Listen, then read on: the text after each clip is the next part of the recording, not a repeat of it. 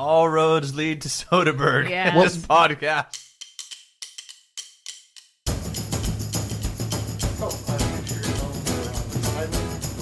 Off. My phone's in there. If you have any cans to open, do it now. The cans are open. And we are gathered here today to talk about Moneyball, a movie starring Brad Pitt, Jonah Hill, Philip Seymour Hoffman, directed by Bennett Miller, and written by Steve Gallagher and Aaron Sorkin. So, Don, John, are both of you baseball fans at all? Yes. Yes? Former. I love the game, but I shouldn't say that. I love the game.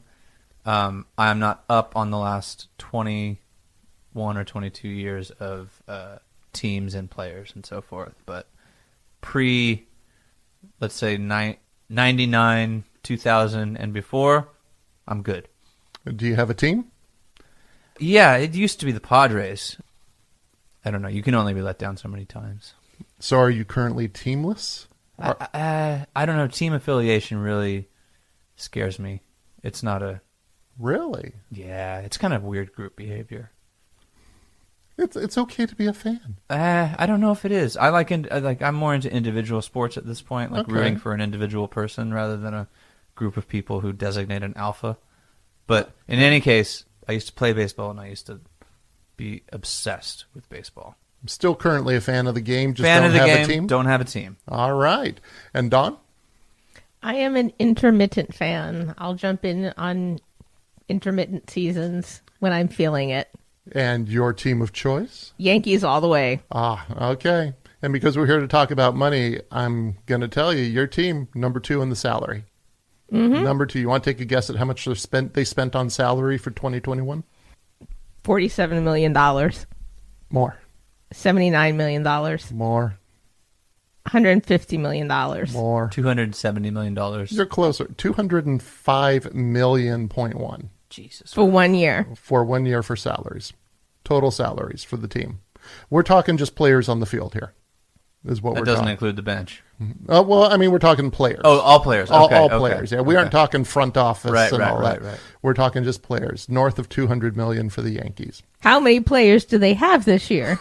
Well, it's what they pay for each one. This is why true Yankees fans can barely afford the fucking tickets anymore. Yeah. Well, isn't that the whole thing? I was really mystified when they built the new stadium. I mean, I know they need to upgrade and everything, but was there like a massive revolt in the Bronx and so forth when they said, like, all right, you know what? Old Yankee Stadium? Nah, we're going to build a new one. That was like, what, 15 years ago? Yeah, something like that. Well, pieces of concrete were falling off. Yeah. That doesn't lend charm to the structure. Character, though. No. Okay. Well, I know it had to be replaced. I wasn't keeping track of the storyline in a really detailed way. I do know that it seems to be some kind of cornerstone to the attempts to gentrify the Bronx, which I don't think people from the Bronx really appreciate. Just the investors who want to be there, who want to pretend to respect what they like to call grittiness of the neighborhood. Urban grit. Yeah, the urban grit that the neighborhoods that we all grow up in that they would have never stepped into. Well, because this is why I'm asking. I remember, so Tony Gwynn was my hero growing up, and he's one of the most respected players in baseball, just as a kind man and a very good player.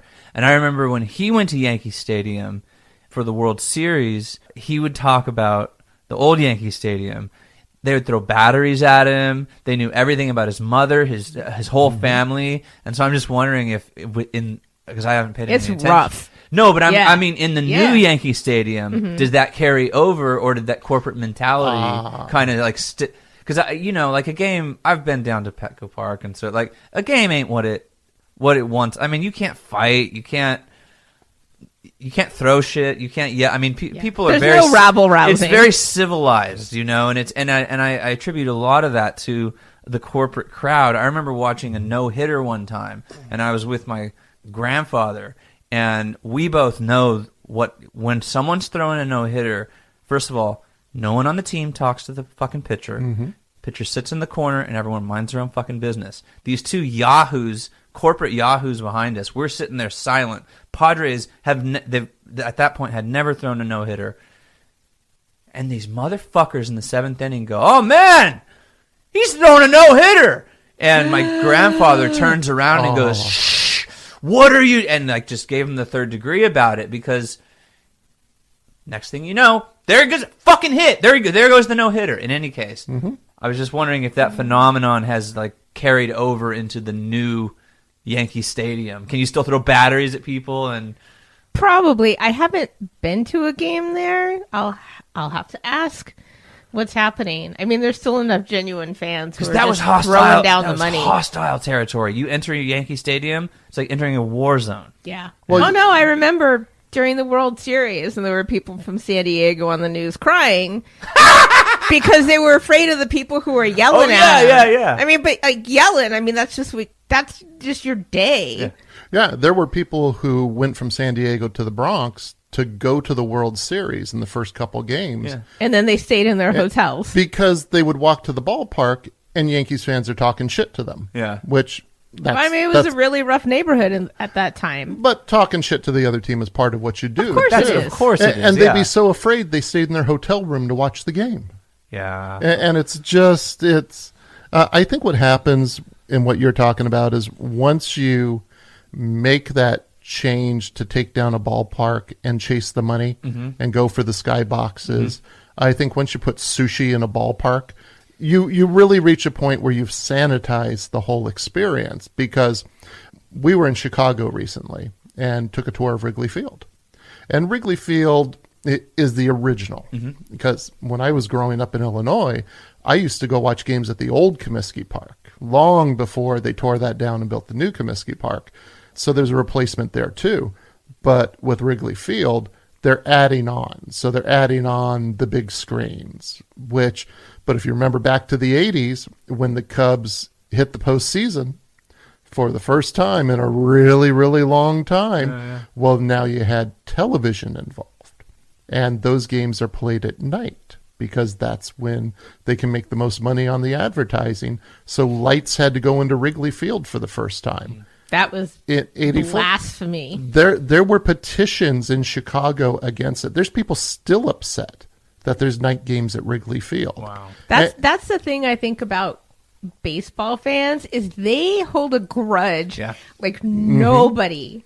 I mean, there's still people in Brooklyn who hate the Dodgers because they left Brooklyn. I mean, it is no joke. And that gets handed down to other generations, too. Yeah. It doesn't matter if you saw the Brooklyn Dodgers play. My grandfather's upset about it, so I'm upset about it. Yeah. And I'm not talking about the new gentrified areas of Brooklyn, but like old Brooklynites, they hold on to that grudge. Yeah. Like they nurse that grudge. Yeah, so when we went on a tour of Wrigley Field, at the bleachers, at the wall, you have this net that's attached to the wall. And everyone thinks it's to catch balls. Oh, yeah. No, what it's for, and this gets to your thing about things done in older parks versus new parks, is back in the 70s, they used to have bum races where two guys would start on top of the wall at opposite ends after drinking quite a bit of beer throughout the innings. And there would be a woman holding a flag at the center of center field on top of the wall. And the two drunk bleacher bums would run from opposite sides. And the first one to reach the woman on top of the wall would win. Well, that net was put in to catch people from falling off the wall. It wasn't to catch debris coming out of the bleachers, like cups and stuff. Well, I used to watch, you told me this story a long time ago. I'm blanking. Harry Carey. Harry Carey. I used to watch every afternoon the Cubs games, and Harry Carey. And I remember you said that there was a point, right? Wouldn't they bring everyone? He would do the broadcast from left field or something, and they'd bring him beers. There were some games he would broadcast sitting in the bleachers the entire game, and he'd be so drunk by the middle of it that the announcing got quite interesting. Everyone right? wanted to buy Harry a beer. Right? Everyone. Yeah. So I think that's what I mean by the. my association with baseball is so organic. Like it just, I mean, there are a lot of corporate structures in place, even in the 80s and so forth, but it felt like you could do anything at a baseball game and get away with it. Like it was a zone where the law did not apply for 3 or 4 hours. Unless you did something outrageous. Yeah. But, I mean, you know, so. Yeah. But, and it was such a culture, too. Yeah. And I think that's changed with the corporatization that you're talking about. Because, I mean, when I was growing up, there wasn't an option to not be a Yankees You mean you couldn't fan. be a Mets fan in the Bronx? Oh, fuck no. I would tell these stories. I had family members, and I didn't really keep up on the stats. I would watch the games. But they're like, well, you know, Reggie Jackson, blah, blah, blah. I'm like, no, I didn't. You don't know that? Yeah. Don't you know Reggie Jackson did blah, blah, blah? Like, the hush that could fall over a room because you did not know these things. The shame that would be heaped upon you. Yeah. and you know, I'm a Cubs fan who... Aww. Hey, we had a good run there. Yeah. And I recently came across someone's Facebook profile where they're from Illinois, and they list who they follow, and they listed the Cubs and the Sox. What? And it was just an innate reaction from me, fucking pick a side. Yeah. Your north side or south side, one or the other. You can't like both teams. No, you can't like No. both of those teams. No. One of the editorial cartoonists I follow threw that out there. Can you be a fan of both teams in your city? So he asked, he said, if you're a Yankees fan, can you be a Mets fan? Absolutely not. Nope. It is against the laws of nature. You cannot do that. Can't do it. People rung in on the White Sox and the Cubs, and you think that's not a thing.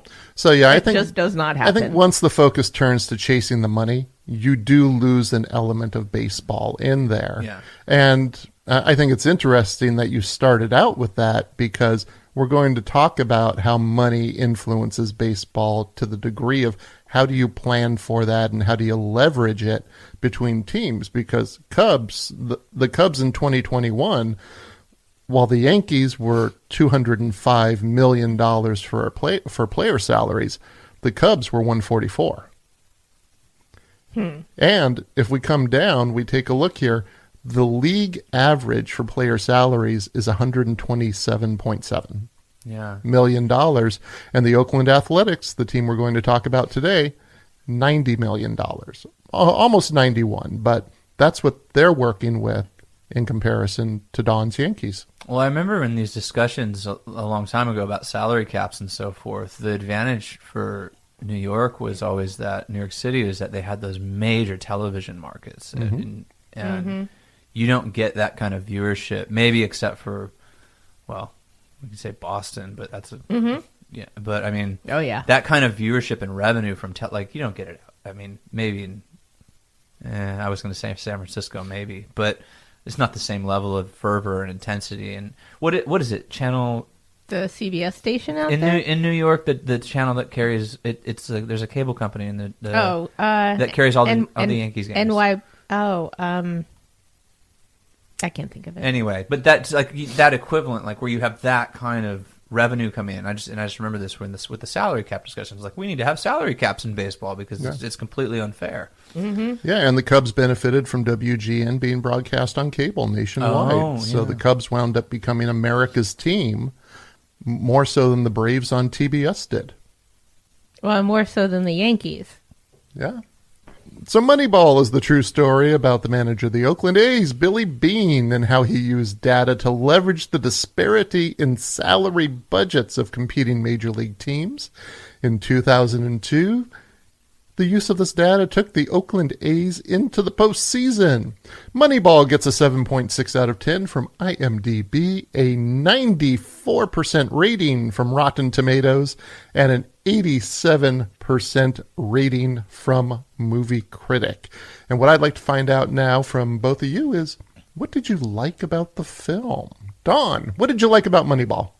I liked the little things. I always liked the Sorkin-esque things in any of his work, but I liked the small moments. I loved the moment where he sees this executive assistant who is so much more, and he just keeps pummeling him with the same question over and over again. Who are you? I'm the assistant. Who are you? I assist him. Who are you? And he's trying to figure out what his genuine role is.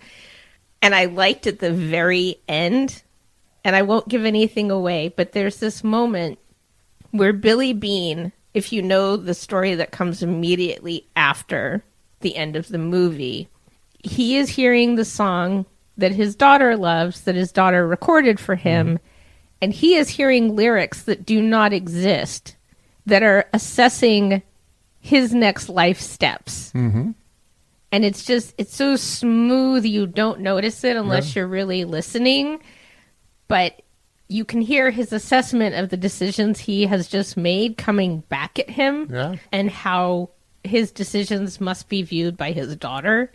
I loved those little kind of moments. I think they were just so good, and they just resonated. And you know what? Until you described it that way, because it's been noted that that actual song came out 2 years after the events in the movie take place. But that young girl auditioned with that song. Oh. Which is why the director decided, you know what, I know it's anachronistic, but it hits the notes you just mentioned, Don. And she was so good at performing it, the director said, fuck it, we're gonna leave it in. She had such good presence. She did. And I just think watching the dynamics, just in general, in the different relationships that he was navigating, it was just excellent. His ex-wife and her new husband and his daughter, and navigating conversations without them rising the way they could. His quiet insistence on only giving the information he thinks someone is entitled to. Does this person need to be here? Yes. He doesn't offer explanation. I just think it was very well crafted. And John, what did you like about the film? I want to pick up on the dynamics. I love Brad Pitt's performance and Jonah Hill's performance. The thing I like about the film so much is the thing that makes me hate the process of what they went through, in the sense that, to me, when you start to insert this level of kind of almost algorithmic mathematical influence over the way that you play, it kills a lot of the sport to me. But I thought that's what made it a great film. It showed two sides, like that scene in the beginning where Billy Beane's sitting there and they're going around the table, and you got all these old guys going, yeah, like he's got good power, yeah, he's a good slugger, and they're going through all these like old-fashioned instinctual ways of judging a player and a player's worth. Like that rings very true to me. Watching an algorithm take over is unsettling to me as a fan, but it made for a great film. It did. And what I really like is I always like when films bring inside baseball stuff that you as a viewer don't quite understand. But to me, it gives a deeper texture to the environment and the relationship. They're talking about stuff that they know that you don't quite know. And especially in the scouting meeting. Not a whole lot of explanation is going on about their reasoning, and there's no reason for them to explain it because they all know it. And you as a viewer are just dropped in the room, and what you're picking up on is the engagement between each other. And so you're seeing the culture of the scouts, and all you need to know is not the players they're talking about.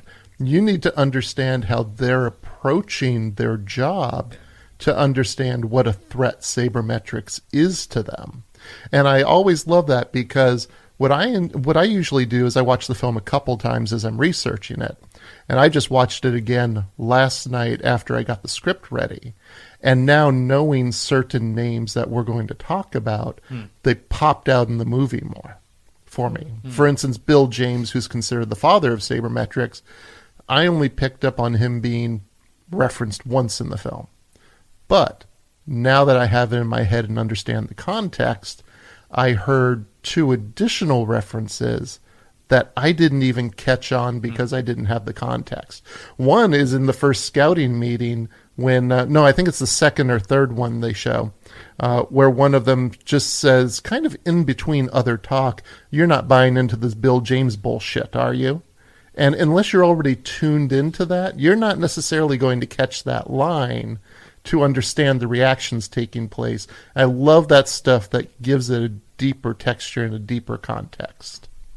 Well, and I think that's one of those things that is a hallmark of Sorkin's work, is that he assumes the intelligence of his audience, and that you're going to pay enough attention when you catch something you don't know to see what else you might find out about it.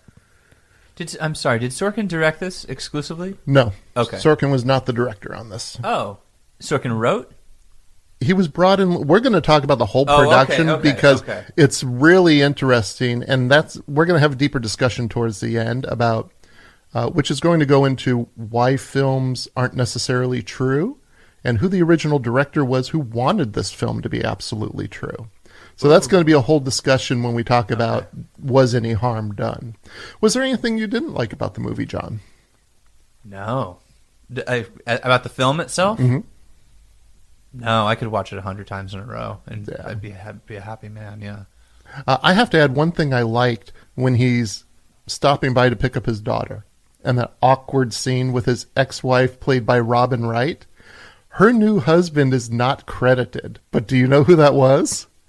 Spike Jonze, Really? who was wonderfully awkward and talking about the cell phone. And that's the other thing in the interaction, because Brad Pitt says, her mother and I will talk about it. It's just awkward as all hell. Dawn, was there anything you didn't like about the movie? No. Well, I guess I'll find out if there's anything I don't like when you start to share what was accurate or inaccurate. But no, I loved it.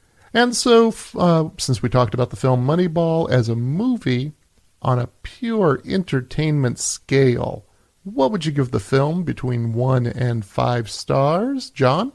I'm going to give it a Spinal Tap 11. Spinal Tap 11. Pure entertainment. Pure Entertainment. Crank those fucking amplifiers, man. Sit back. It's just like, I don't have to think about anything when I watch this film. It's just pure escapism. And Dawn? It's definitely one louder. I'm right there with John. Touche. I'm right there with John. And I'll go with you there. I thought everything that was done in this film was great. The human interactions felt real, and it felt grounded. It's a grounded movie. Then let's talk about the historical accuracy of what was presented in the film Moneyball. We're going to compare the overall story and some specific instances to determine if this is a biopic that mostly sucks. We're going to start with sabermetrics, what it is, what it isn't, and why do people get so angry about it? And did sabermetrics really help the A's win? Oh, interesting. That's something we're going to have to talk about. Billy Beane, we're going to talk about real life versus the movie. Peter Brand, we're going to talk about the character played by Jonah Hill. And then lastly, we're going to wrap up with what's become a theme in our discussions, which is, did the filmmakers do no harm? We're fine with certain liberties taking place, but are you going to throw someone under the bus in order to make the story more engaging? So we'll talk about if any harm was done here. So let's start off with sabermetrics. What was in the movie? The use of data changed the game of baseball and allowed the Oakland A's to compete financially and reach the playoffs. But what really happened? And we're going to start off with the formal definition of sabermetrics, which is the use of statistical analysis to analyze baseball records and make determinations about player performance. And this has been happening as long as baseball has been a sport. Bill James is often credited as the father of sabermetrics, and he's referenced in the film. And he defines the term as the search for objective knowledge about baseball. Why is it called sabermetrics? What is that? And is it spelled like saber? It's like saber? It's an acronym. Oh, Okay. Yeah, it's an acronym. But the use of statistics in the game goes back much further. It started in 1858 with the creation of the box score by sports writer Henry Chadwick. The attempted use of sabermetrics research really kicked off in 1964 with the publication of Percentage Baseball by Earnshaw Cook. But the baseball community dismissed that book and the ideas it put forth. And then in the early 70s, Davey Johnson was playing for the Baltimore Orioles, and he was trying to convince his manager, Earl Weaver, that he should be batting second. In order to do this, he used an IBM 360 computer to write a Fortran computer simulation. Fortran? Fortran. Wow. His attempt to convince his manager was unsuccessful. Wow. That's some old school programming there. Sabermetrics started to take hold when Bill James began publishing baseball abstracts in 1977. Where did he publish these abstracts? Like in journals? Or Sports Illustrated? He started his own publishing. Oh, he would just kind of publish it on his own. But Wow. it was an annual compendium of baseball data. And every year, the use of the data started to become widespread. So even though there were efforts at using data all throughout the history of baseball and then Davy Johnson in the 70s, it didn't catch until Bill James was publishing baseball abstracts in 1977. He must have been dedicated to it. Self-publishing was not the easy process it is now where anyone can publish. Mm-hmm. Because as mentioned in the movie, he wasn't even in baseball. He was just a fan working at a packing plant. Wow. When he started putting this data together.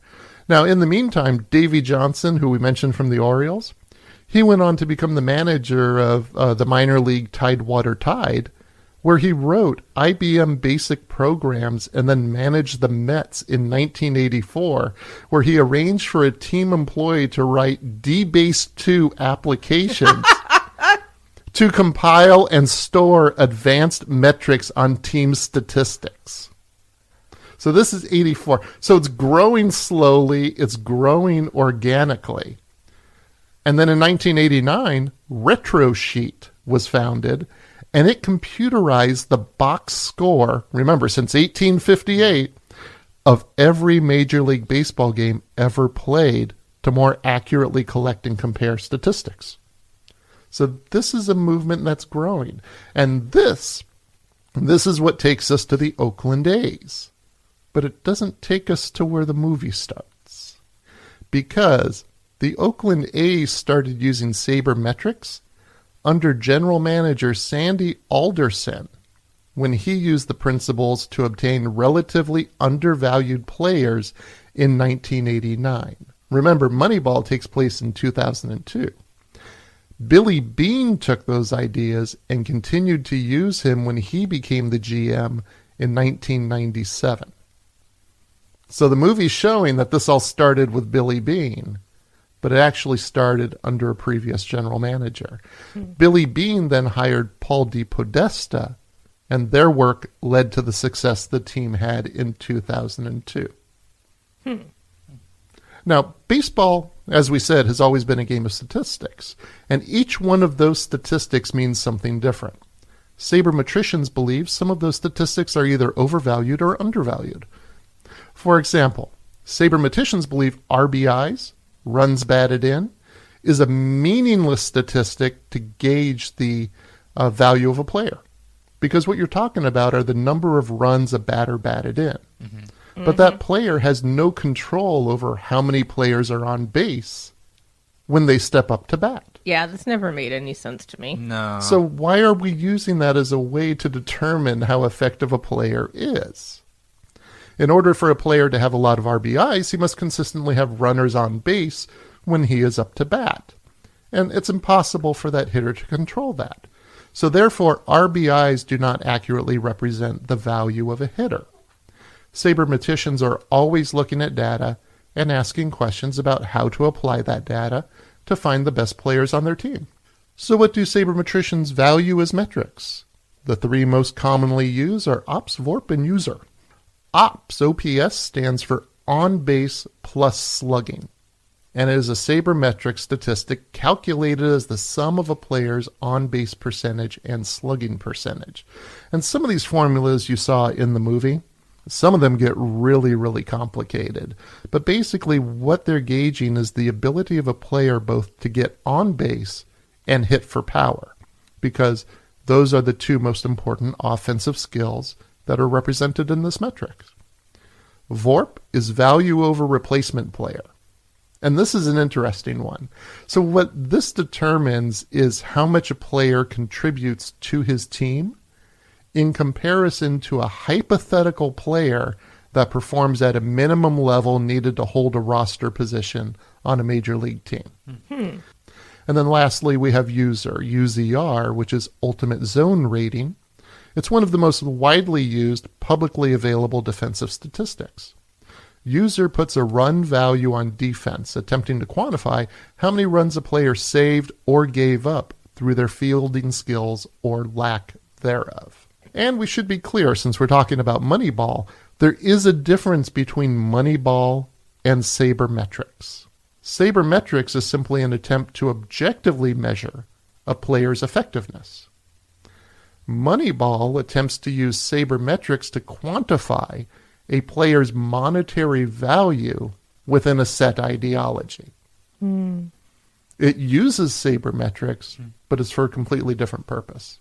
And the reason it was being used by the A's in 2002 was to leverage those disparities in the payroll salaries. Because how are they going to compete against the New York Yankees, who can buy any player they want, when you're dealing with a payroll which is half of what they have? So how are you going to get players to compete within the same league? It's a disparity that was salary leveraged. Cap. Now, there is opposition to the use of sabermetrics by baseball traditionalists who do not like the approach being applied to a subjective topic. This opposition is best encapsulated by Joe Henderson, who is the second best second baseman from Major League Baseball and an Emmy-winning sports analyst. And this is indicative of the traditionalists and their response to Moneyball. I want to read this passage from an interview from Joe Henderson. He says this about Moneyball. Why would I want to read the book? All I'm saying is I see a game every day. I watch baseball every day. I have a better understanding about why things happen than the computer because the computer only tells you what you put into it. I could make that computer say what I wanted it to say if I put the right things in there. The computer is only as good as what you put in it. How do you think we got Enron? Now, keep in that's a hell of a leap. It's a wild little ride there. Now, keep in mind, Joe Henderson hasn't read Moneyball. Well, he said he doesn't want to read it. He has no interest in it because he knows the game. And this is where traditionalists come from. They feel the data is there to supplant what they know. See, I can't see his argument unless he's going to read the fucking book. Unless he's going to fit. I mean, I understand where he's coming from a spirited point of view, but to proudly, gallivant and display your ignorance and then say and use your ignorance as a justification for not doing something is patently absurd. I'm not going to read the book. I don't need to. Therefore, I'm not going to use it. Yeah. I've got my gut. I've got, and all that kind of... I get it. I get that stuff. I understand that stuff totally, but come on, man. Enron? What do you... Yeah. I think no matter your discipline, if you're good, you're using subjective and objective information. They tell you different things. Mm-hmm. And if you want to use objective information to your benefit, you're not going to put into the computer what's going to get you Enron, in his words. You're going to put in the information you have that you believe is relevant, and you're going to see what results from it and determine some of your next steps based in part on that information. Do you think if this process were done not on a computer, if it were done in an analog fashion, that there wouldn't be a reaction against it? Do you think that it might be a little bit of technophobia? I think technophobia always plays into any fears, but I think first and foremost, you have the fear of your knowledge being supplanted by something you don't quite understand. Mm-hmm. Right, but it seems like if this were being done longhand, more people would be included in the process, and it wouldn't be an outside computer analyst coming in and saying, I've got a secret or I've got a trick that none of you can possibly understand because you haven't studied this stuff. And so that provokes a natural, fuck you. I have my baseball instincts. I know who good players are. I don't know. It just seems like if this wasn't a computer discussion, it might be a different argument. Yeah, I think the technology adds an extra layer to the fear. Okay. But I think the base fear is still, you're telling me what I already know, and you're not agreeing with what I'm saying based on my knowledge and experience. Therefore, you are a threat. So the story we see in Moneyball took place 20 years ago, almost 20 years ago. And at that time, New York led the league in player salaries with a $130 million budget. That's obscene. The A's were competing at number 28 out of 30 teams with a $39 million budget for player salaries. And what sabermetrics allowed the A's to do was to get competitive players on the team. Now sabermetrics is used across the MLB, and the playing field is almost as disparate as it was before. And I forget where I read it in my research, but someone said regarding the A's, if you have something that's working for you, don't share it. Because Moneyball worked for as long as the A's were using it and no one else was. But now that sabermetrics is being used throughout the league, we're back to the playing ground is level, and it comes down to the money. Because if everyone is looking for the players that can do that one thing that matters to get runs, then that means the teams with the most money can still buy the more expensive players who do that one thing to get runs. Yeah. So the landscape is back to what it was. It's just a new tool is in the mix for everyone involved. Salary caps, for the love of Christ. It's the same thing. The NFL has salary caps. There's a reason different teams are in the fucking playoffs every year.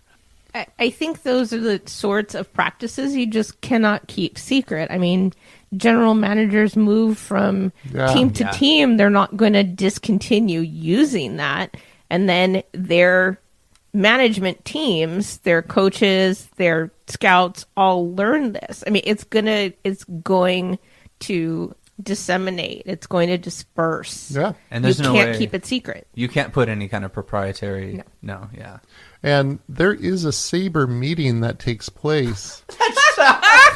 That's so corporate. A saber meeting? That takes place ahead of spring training every year, where all the analysts get together and they talk about what is it they're getting stats on and what are the new things they're going to get stats on.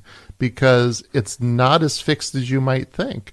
One of the discussions that took place at the beginning of 2021 was, how are we going to track injured players? The information came off of the DL, but the DL doesn't tell you players who are playing hurt, right? So now the analysts are looking for, is that player limping on the way to first? And that's a piece of data that goes into the mix. So now they're tracking new things all the time.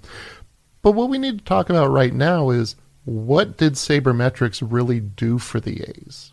Because Moneyball, the movie, is based on a book by Michael Lewis. And Michael Lewis isn't telling a story about the Oakland A's. He's supporting a premise about sabermetrics.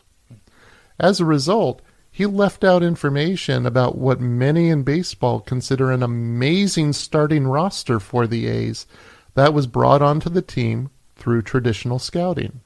Tim Hudson, Mark Mulder, Barry Zito, all of whom were in place on the team already. In fact, Zito was the Cy Young Award winner that year, and a fourth player, Miguel Tejada, was an American League MVP that year. That guy's was a great player. And none of these players are mentioned in the film. Actually, after I did my research and went back and watched it again, I did see they are mentioned on the film. There is a shot of a whiteboard right when we come to the first scout meeting, and their names are in the middle of the baseball diamond on the whiteboard. That is the only reference they get. All of these players were high draft picks, and the A's could afford them because the MLB has a salary cap on what young players can make. What does that mean, a young player? Does that mean a rookie for the first X number of years? What does that mean specifically? I don't know what the definition is on the salary cap, but I could look that up. But that is one of the things that people say undermines what people profess sabermetrics can do. Because if these players were on the team and the A's had the success, it's not solely sabermetrics, that brought the team into the playoffs. The other argument is there hasn't been a team in baseball who has won the World Series using sabermetrics. That's what I was going to ask. Also, has it been repeated, or was it a one-off?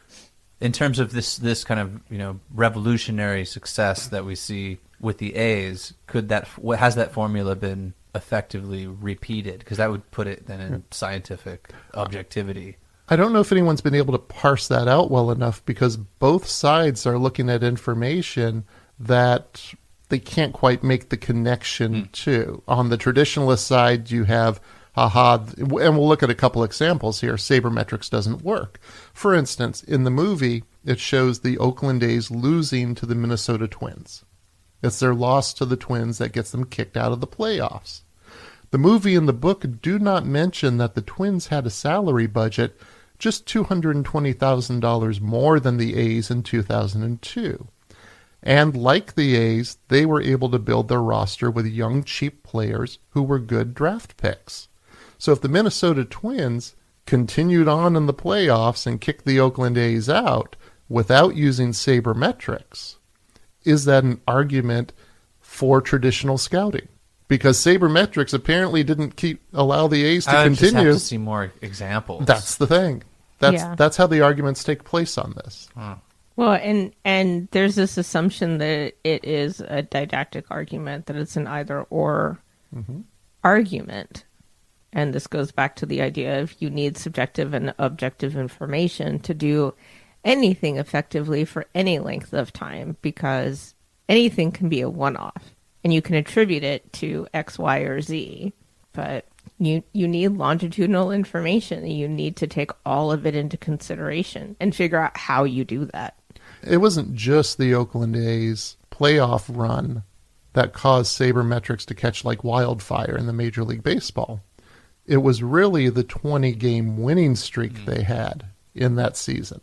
Sabermetrics is given the credit, but can one really discount traditional scouting methods? The other teams in the league, New York Mets, Yankees, Padres, Cardinals, Red Sox, the Nationals, the Diamondbacks, the Cleveland team, Toronto Blue Jays, they all hired full-time sabermetric analysts after that season. Sabermetrics is given a great importance in the film. And it seems to put forward the notion that the A's hadn't won in a while. The A's went into the postseason in 2000 and 2001, and in both years they lost to the Yankees. So it's not like sabermetrics made a huge turn for them. And plus, the book and the movie don't mention that in 2000, Jeremy Giambi, who the movie shows being brought on through the use of sabermetrics in 2002, was the MVP in 2000 on the Oakland A's. He had been with the team for a few years by the time the events in the movie take place. Does sabermetrics take into account there are those who perform well in the regular season, and then the great ones come through in the postseason? Like you think of like the Yankees, Mariano Rivera, those who can come through in a clutch moment where everything is on the line, because a lot of players crumble under that pressure. I don't think you can quantify a player's response to pressure using data. However, sabermetrics is only a tool that is used in the mix. The movie presents a very either-or argument, sure. And so does the book, that it's all sabermetrics or all scouting. But Paul de Podesta, who we'll talk about in a little bit here, says you have to have the scouts in the mix because you don't know which conditions those numbers were earned. You may have two players that have the same numbers, but the ballpark, the pressure they were under, what were the conditions in which they achieved those numbers? That's what you need the scouts to fill in order to have a complete picture. I think you could potentially track what pressure does to someone. I mean, you can track almost anything if you figure out just how to do it. I mean, if you have someone who always, I don't know, say pitches 5 innings clean and can do no hitters, right? But then you've put him in 3 times where the outcome of the game is dependent on whether or not he can pitch a no-hitter inning, and he always tanks, right? Or he always stands up. you can start to see a pattern, and then you can determine how you can assess someone's performance under pressure and when you put them in. And I think it would be much more longitudinal. I don't think it would be as easy. And part of that comes down to the scouts and your subjective. When you start to see it, you say, oh, I need to pull this person, right? And I'm sure this still happens, but around the mid-season trade deadline, if a team looks like they're in contention, they would trade for either a utility player or a player who was a very good pinch hitter and had an insane, whether it was their RBIs, whether it was their batting average, on-base percentage, just insane numbers under these extreme postseason conditions. And they didn't play they were average players during the season. I've always thought that's like you give the ball to this person, or you make sure this person's in play. And I don't know, that seems to be another argument for scouting. But I would just love to see those metrics. Who plays well, when it matters. Mm-hmm. Yeah, and that's the thing. I don't think I don't think there should be an either-or discussion when it comes to scouting and sabermetrics. Yeah. I think it should be a discussion about the use of the tools, but, change is a dark, scary ride. Yeah. And it causes those types of reactions. Yeah. In baseball, people have a hard time pointing to a team that has won the series using sabermetrics. Huh. Because that's the ultimate goal, is to win the series. Although, I don't know. Could an argument be... We're recording this just a few days after the World Series has ended between the Atlanta team and the Houston Astros. Do you know what the disparity between their player salaries was? I don't even know who's playing on their teams. Houston Astros were number 4 for 2021 salaries with $194.5 million. Mm-hmm. Atlanta, who took the series, is number 11 with almost $153 million. That's still a high payroll. Still a high payroll, but there's quite a disparity between the two teams. You have a number 4 ranked team for payroll being beaten the series by a number 11 ranked team who went in as the underdog. Is there a potential to point to that and say, through the use of Moneyball, Atlanta could do that? I think we need to dig deeper in the data for that. But at the moment, there's no team that's been identified as using sabermetrics to give them an advantage in winning the series. And again, I think the reason why is because now the landscape has flattened. Money is still the overriding winner throughout all of it. But they can still be using sabermetrics. I mean, we don't know what Atlanta's magic sauce was this year. That's a lot of what it comes down to is the magic sauce. It's probably a combination of all these subjective and objective pieces of information. Yeah, there may have been more players on the team who had a good-looking girlfriend. Can I tell you how much I fucking hate that shit? That is so fucking sexist and so fucking stupid. And it always comes from these assholes. These knuckle-dragging assholes who look like they've barely showered in the last week, let alone lifted a weight. Because the way women look seems to matter to them. And it's so fucking infuriating. Well, I think that's just makes a good argument for approaching baseball objectively with data. Let's go ahead and talk about Billy Beane. Because what was in the movie was that Billy Beane was the manager of the Oakland A's in 2002. With the use of sabermetrics, he and Peter Brand changed the way baseball teams are staffed and changed the game of baseball forever. So what really happened? Billy Beane was the manager of the Oakland A's for 4 years before the use of data was used to create a roster. Beane was working with a $39 million salary for players, while the New York Yankees were working with a $130 million salary. This situation created a disparity in talent that a franchise could recruit to play for a team. In many instances, a player would start with the A's, and this is said in the movie, develop their skills and move on to more money with another team, which basically left the A's being a farm team They'd bring the talent in, they'd train the talent up, and then the talent would always go somewhere else. It's like a third of the teams in Major League Baseball. Yeah. Yeah, they're de facto farm teams. Yep. Always those who are below the league average on payroll. We talked about with sabermetrics how that worked out or didn't based on one's point of view. So let's talk about Billy Beane's personal life that was shown in the film. Okay. Because the film shows Billy in 2002 maintaining a relationship with his wife, Sharon, due to the shared custody of their daughter. Sharon is played by Robin Wright, and in real life her name was Kathy, and his daughter's real name is Casey. But in 2002, Billy was married to his second wife, Tara. And there were scenes shot with Catherine Morris as Tara, and Catherine Morris is an actress on the show Cold Case, but her scenes wound up on the cutting room floor. But you may notice in the film that Billy wears a wedding ring, which I think without Tara in the film makes it look like he's pining for his previous wife this whole time. That was very much the impression I got. Over his 8 years as GM for the Oakland A's, Beane took the team to the championships 5 times. And today he is still with the A's organization in the role of Executive Vice President of Baseball Operations, and he's a minority owner of the team. By the way, the film showed Beane turning down the job at the Red Sox.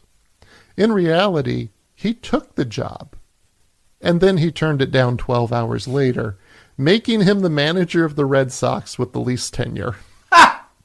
But for the most part, the film got right what he did as manager and what he did with the team. Just fudged a little bit on the timelines and whether or not he really brought sabermetrics in. Let's go ahead and talk about Peter Brand. In the film, Peter Brand is a Yale graduate who Billy Beane finds working for the Cleveland Indians. He steals him away to apply statistics to building the 2002 Oakland A's roster. Well, let's start off by saying Peter Brand is not a person. He is a character created by Aaron Sorkin because the real person did not want their name used in the film. That person. Oh, but there is a real person. There is a real person, and that person's name is Paul DePodesta. Paul DePodesta was a consultant on the film. He worked with Jonah Hill in developing the character. But for him, he said, I already got lots of attention from the book. I didn't feel like going through it again for the movie.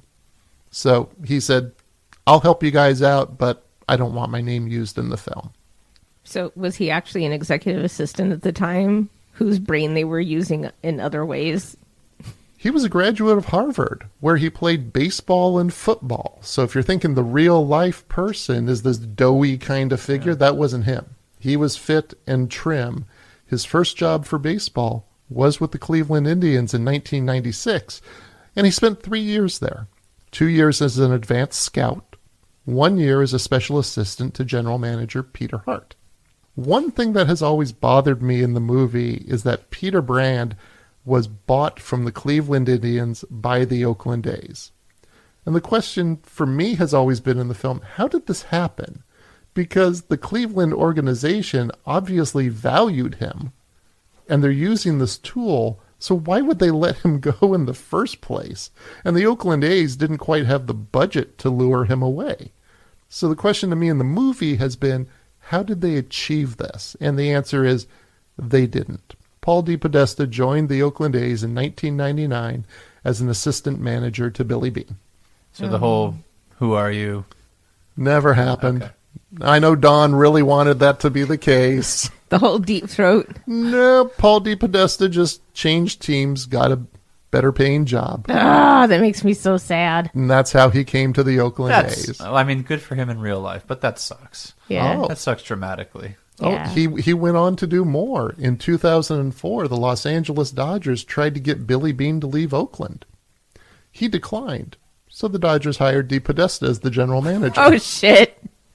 At 31 years old, he became the 5th youngest GM in Major League Baseball history. Only the 5th youngest? Only the 5th youngest. There were 4 people younger than 31 Throughout the history of baseball, yes. who were GMs. Yes. Wow. He also went on to work with the San Diego Padres and the New York Mets before shifting to football when he was hired by the Cleveland Browns as their chief strategy officer in 2016, a position he still holds today. So sorry, Don. Sorry that whole Cleveland thing didn't happen. Although I do love the scene of Billy Beane searching the desks. He looks like a shark swimming back and forth as he's searching for this guy. It's a great visual. But well, and I think it's a good way to put forth to the audience about how Billy Beane might be going about his job. Yeah. And I wonder if that the sense that it's giving is accurate. Makes him seem like a real maverick, you know? Yeah. He's out there bucking the system. Hey, who are you? Hey, come over here. You know? Yeah. And then, interestingly to me, now that we're talking about this, is he's only watching him. So he essentially scouted his sabermetrics guy. Yeah. So, he did, yes. So this is like 3 layers of meta on. Yeah. Because even if he hired him legit 3 years later, as a new employee and not poaching him, he still essentially went off of scouting him. Yeah. It was an instinct. Yeah. So let's go ahead and talk about if any harm was done. We know from taking a look at enough biopics that some changes will be made for the purpose of storytelling. Sometimes that means that someone is turned into a villain. And the response to this typically is, it's only a movie. Ugh. Or no one believes Hollywood. But these changes can reach a large audience and can impact people's lives. So what was in the movie? Billy Beane and Grady Fusion are at odds about using data, and Fusion is fired after dropping the F-bomb on Beane. Art Howe is in a constant battle against Billy Beane about the changes being made to the roster. So what happened in reality? Grady Fusion was a head scout for the Oakland A's from 1995 to 2001. As a scout, the changes being made by Beane were a threat to the way the players had always been selected for the team. Fusion left the A's in 2001 to take the job of assistant GM for the Texas Rangers. He left for a higher-paying job. Did he take sabermetrics with him? That's a good question. I should take a look at that. That is a great question. But he wasn't fired for dropping the F-bomb on Billy Beane. I wouldn't think so. That just felt like, what do they call it when it's just something to move the story along? Create conflict?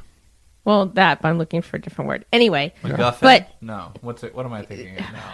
It's not that. Yeah, I can't. Anyway. But who the hell in baseball gets fired for dropping an F-bomb? Give me a break. What was the thing in Bull Durham? Call me a cocksucker. Yeah. You're a cocksucker. You're out of here. Yeah. I'm thinking of that Jerry Maguire. You said fuck. Fucking dude's clothes, Ray. So get this. So Gary Fusion didn't know about that scene with his character dropping the F-bomb until he and his wife saw the movie at the premiere in Oakland. Oh, fun for him. His major regret about that was he couldn't take his grandson to see the film now. And that's not okay. Showing someone getting fired and over something petty like that. Sorkin tends to do these kinds of things, and it always undermines my appreciation for his skill and his adroit abilities in putting forth the story. Because it seems little, but it's not. That's someone's reputation. Yeah. In 2005, Fusion went on to be a special assistant to GM Kevin Towers in his hometown of San Diego. He was born and raised in Kearny Mesa. He returned to the A's in 2010 as a special assistant to Billy Beane. Now, we talked about some of the players on the team, and the movie mostly gets correct what happened, but there were certain liberties taken place regarding the players. Jeremy Giambi had been with the A's for a few years by 2002. Beane did not visit Hattiesburg's home on Christmas because all of the conversations were taking place by phone. And David Justice didn't have any issues with paying $1 for a soda. That brings us to Art Howe. Howe is shown as being difficult, belligerent, and fighting Beane on the changes brought to the team.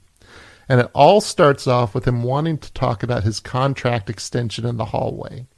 Howe has been much more vocal about how he was portrayed than a lot of people who have been the subjects in biopics. Wow. He has been in media, in print and radio, giving his thoughts on the entire thing. And in reality, he says, he started as a manager in 96. He had another year on his contract through 2003. Howe states that his manager always negotiated the contracts, and he certainly wouldn't have approached Billy Beane in the hallway to have that discussion. In an interview with the Houston Chronicle, Howe was asked what it was like to work with Beane. He said, "It was a job. It was a work of labor. He was a little difficult to work with. We got the job done. I had a great staff, and our minor league system did a good job of preparing players for us. And our scouting department, before the so-called Moneyball, did a great job of bringing good young players into the system." When asked about the changes Beane and Paul DePodesta brought to the team, Howe said in the same interview, "It was different. It was certainly a different thing to a degree, but everybody in baseball knows that on-base percentage is important. He really zeroed in on that, and everybody bought into it that there was something really different that they were doing." Howe says that it is disappointing that none of the players, who we mentioned before, received credit for getting the A's to the postseason. He said, "I'm real proud of what I helped achieve there. It certainly wasn't a one-man deal or a two-man deal. It was the whole organization." Which sounds from Howe like we were talking about. Sabermetrics was being used as a tool in the mix with everything else. Now, when asked if he felt the book Moneyball affected him in baseball circles, he said, "It certainly doesn't help it the way I was portrayed. I think the book hurt me, and now the movie. I want people who don't know Art Howe. That's the problem with the movie. I've spent my whole career trying to build a good reputation and be a good baseball man, and someone who people like to play for and all of the above. Then in 2 hours, people who don't know me, and Brad Pitt's a big name, people are going to see his movies, and all these people across the country are going to go in and get this perception of me that's totally unfair and untruthful. So I'm very upset." Whew. At the time of Philip Seymour Hoffman's death, who played Howe in the film, Howe said that he never blamed Hoffman for the portrayal of him. He felt that Hoffman was just doing what was on the page as an actor. Man, and it's just quick kudos to Philip Seymour Hoffman once again. Oh, yes. How many films has he been in? He's just played spectacular. He's unrecognizable. Yeah. I mean, yeah. Anyway. No, he is. He's one of those few actors. I mean, this is said in various ways. Most people, you look at him, you say, "Oh, it's that person in this," and he just embodies whoever he is portraying, fictional or not, and you just don't even think about it being Philip Seymour Hoffman on the screen. Howe says no one from the film production contacted him regarding his portrayal. He thinks Billy Beane is the one responsible for having him portrayed the way he was. Oh, shit. When Beane was asked about that, he said, "I was wondering who was going to be the first guy to think I produced, wrote, or directed this movie. Now I have my answer. Howe's comments are completely misguided." That sounds like a nice public row. Yeah. Now, it should be noted, and I think this is going to be interesting since we talk about truth in film, is that when Moneyball started development, Steven Soderbergh was attached to direct. Oh, he's always good. All roads lead to Soderbergh. Yes. This podcast. Which goes back to you talking about McConaughey, because doesn't he love McConaughey? Oh, Yeah. But Soderbergh is great at taking these complex topics and making an entertaining film. We talked about The Informant, which was brilliantly done all throughout. And there, is it The Laundromat that's on Netflix with Meryl Streep? Yeah, or Laundry. The Laundry, something like that. Yeah. But it's all about money laundering and how that's done. Also very complex, but very entertaining movie. So I would have loved to see Soderbergh do this. And Soderbergh was set to direct from a script by Steven Zaillian.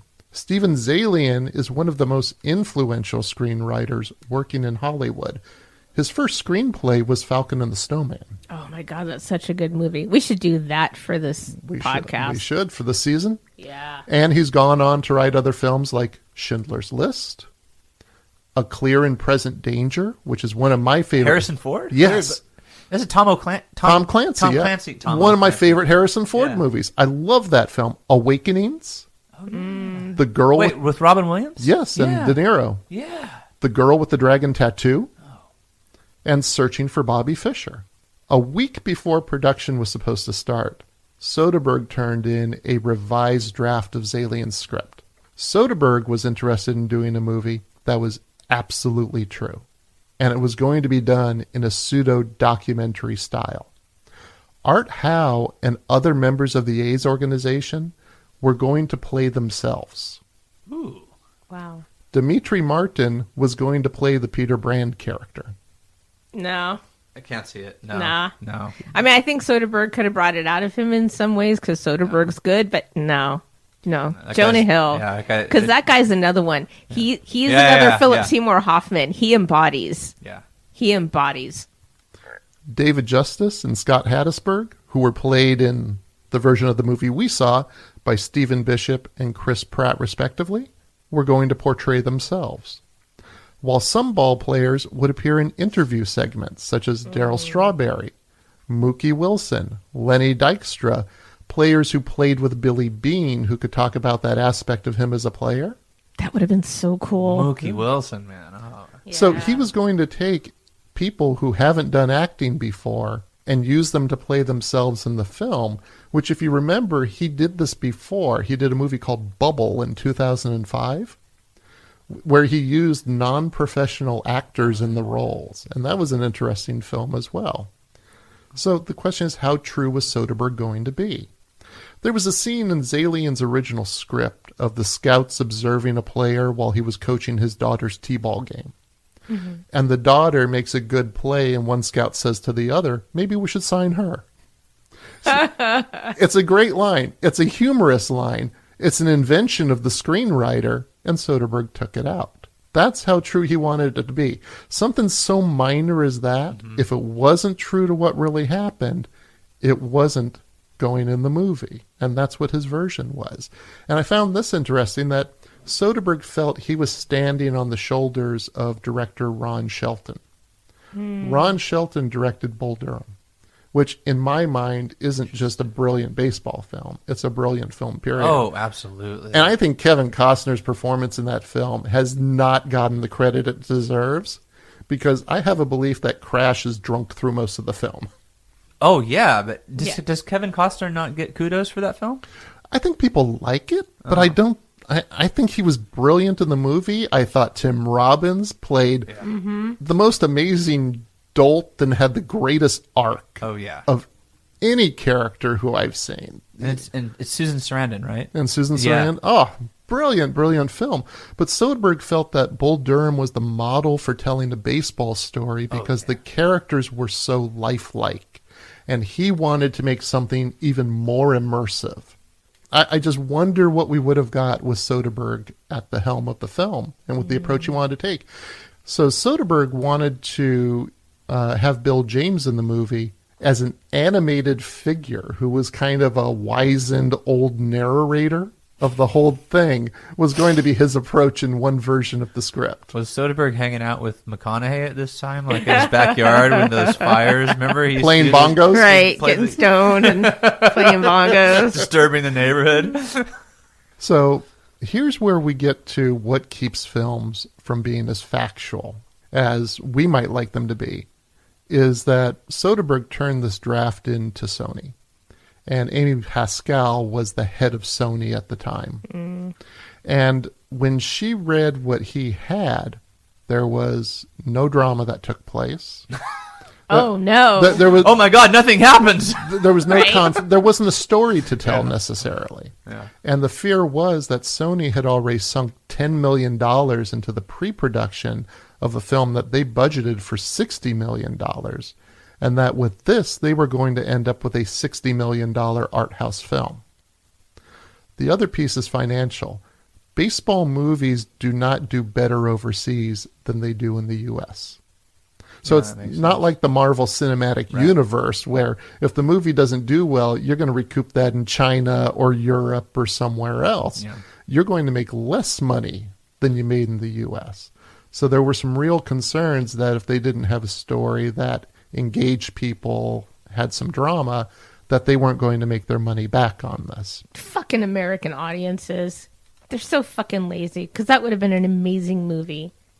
So, Although who knows? You know, Hollywood filters out all kinds of stuff, and Yeah, there's something about American movie-going audiences and their expectations for what a movie is supposed to be is frustrating. Mhm. Like if it doesn't have, like it doesn't have these elements, it becomes an art house flick. It's Yeah. like, what's that fucking art house flick?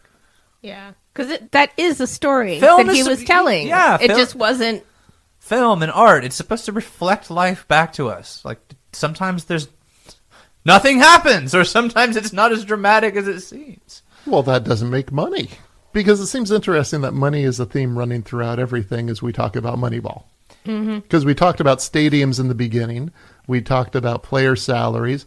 Now we're talking about what is needed to change a film in order to recoup your investment in it. Do we change the American movie-going audience? So here's what happened. 5 days before the cameras were supposed to roll, Sony said, we're going to cut our losses on this. They released the film back to Pitt and Soderbergh. They said you can shop it around wherever you like. And what Pitt and Soderbergh found was that no other studio wanted to make that film. And Pitt was a producer on it, so he really wanted to get the film made. Why was he? Do you know why he was so invested in the story? It came out of his production company. But for him, he says he really likes underdog stories, Okay. and that's how he viewed Moneyball, which is an underdog story. Soderbergh left the project to go on and do other things, and that's when they brought Aaron Sorkin in to help write the thing, along with Steven Soderbergh. They brought in director Bennett Miller, who directed Capote, and what he would do is he would have Soderbergh and Sorkin work on scenes separately for the rewrites, send the pages to him, and then he would combine them into a final draft of the script, which is a process that does not usually turn out a good movie. But in this instance, it wound up turning out a really good movie. Yeah, it's a great film. I was going to say, the Sorkin thing. He's I've been such a fan for so long.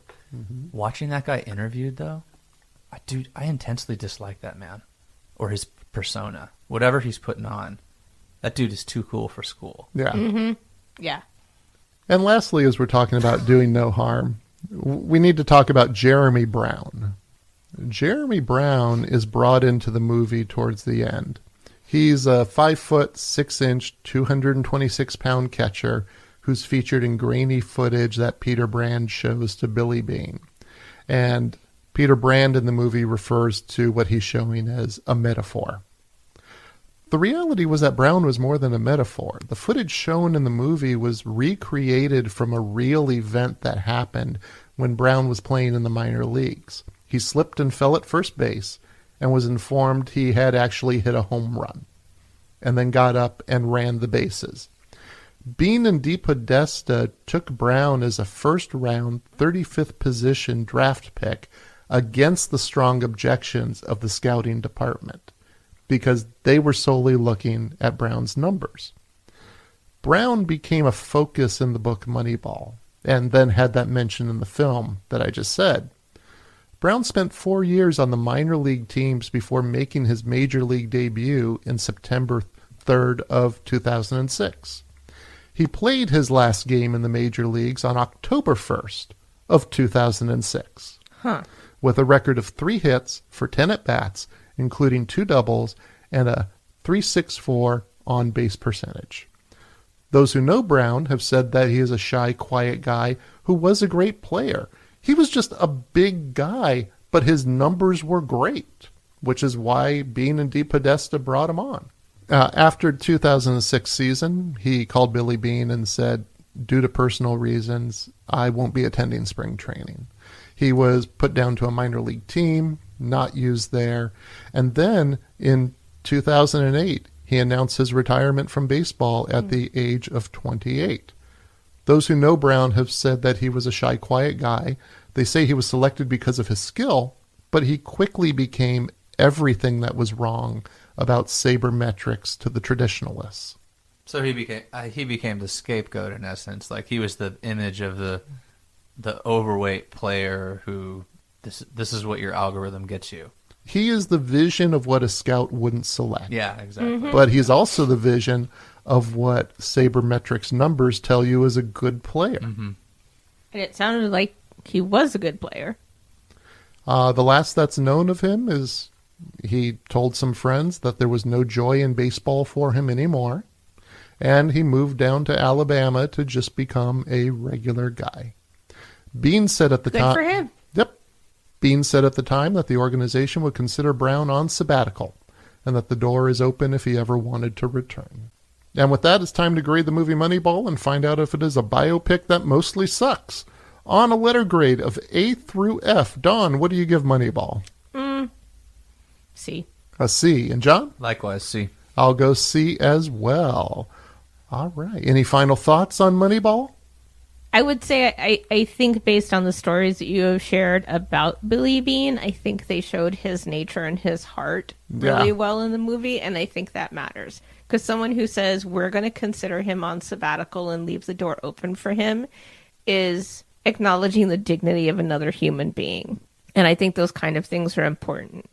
If that's a true story, then it leads me to suspect that the other actions he took to acknowledge the dignity of these other players he was bringing back, who might otherwise have just felt like they were just accepting whatever they could accept so that they don't lose their house and have to move their kids again, which could feel really dispiriting.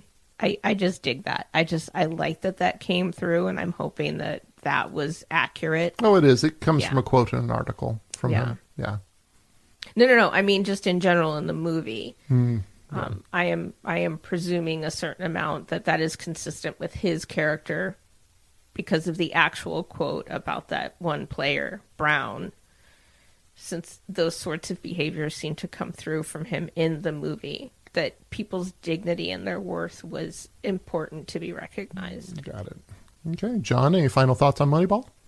I think that's the notion of dignity and worth is an interesting contrast to a mathematical approach to a sport, because in a sport, your dignity and your worth is tied to your ability. It's not necessarily tied to a schema or an organizational mathematical representation of this grid of what you're capable of.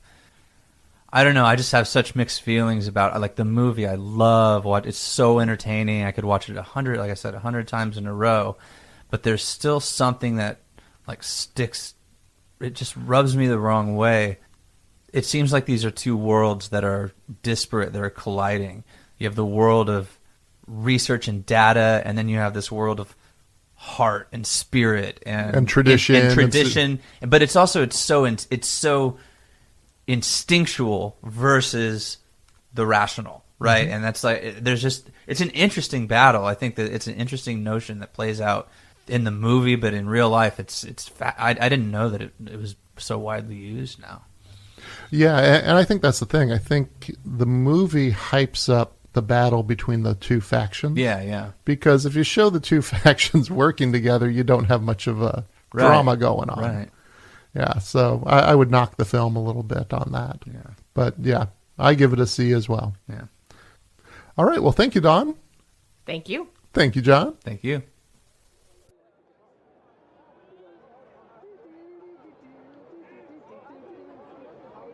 We always try to get things right, especially since we hold filmmakers to the same standard, but sometimes we make mistakes. Other times, I just did not anticipate the questions my guests would ask during the discussion. For instance, Dawn asked why sabermetrics is called sabermetrics. SABER is an acronym created by Bill James when he was self-publishing the season's worth of statistics. He published out of the Society of American Baseball Research, SABR. But sabermetrics is spelled as one word, and an additional E is added between the B and the R in SABER. Dawn also asked if Grady Fusion, the head scout for the Oakland A's, who was fired in the movie for not getting on board with sabermetrics, took the use of the data to the Texas Rangers after he left the Oakland A's. Grady seems to view sabermetrics as a tool that can be used with scouting to get the best results. In an article in Seattle Pie, when he was working with the San Diego Padres, he said, quote, "We used numbers to verify what we saw, or what we saw to verify the numbers. We tried to use every piece of information available. We never went solely off numbers. Never, ever. But there are certain numbers that justify the things you see as a scout." He went on to say, "Today, there's so much stuff out there to help you cut down your risk in your evaluation. That's what scouting is. You want to be right more than you're wrong. It's all about measuring your risk." And he continued, quote, "You've got people coming up with scientific formulas, and that alone isn't going to work. Scouts aren't going anywhere. You're always going to need the naked eye to evaluate a player. You have to have that. You have to have that balance."